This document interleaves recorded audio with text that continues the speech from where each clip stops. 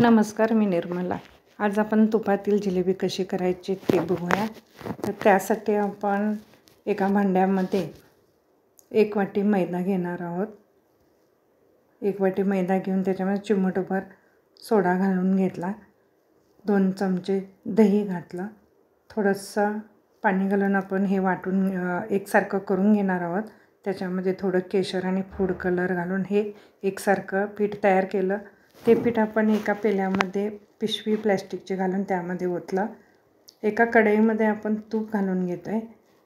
तूप गरम करून त्यामध्ये छोटंसं होल त्या पिशवीला पाडलेले आणि अशी जिलेबी आपण घातलेली.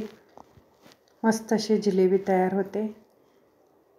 यासाठी आपण आता 1 वाटी साखर पाकासाठी घेतलेली आहे. अर्धी वाटी पाणी घालून थोडं केशर घालून हा पाक तयार केलेला आहे. पाक तयार झाला की आपण पाकामध्ये तळलेली जिलेबी टाकून आपली जिलेबी अशी तयार झाल्या. मस्त कुरकुरीत जिलेबी काही मिनटातच तयार होते. तुम्ही करून बघा. कशी वाटली मला कमेंट करून सांगा. धन्यवाद.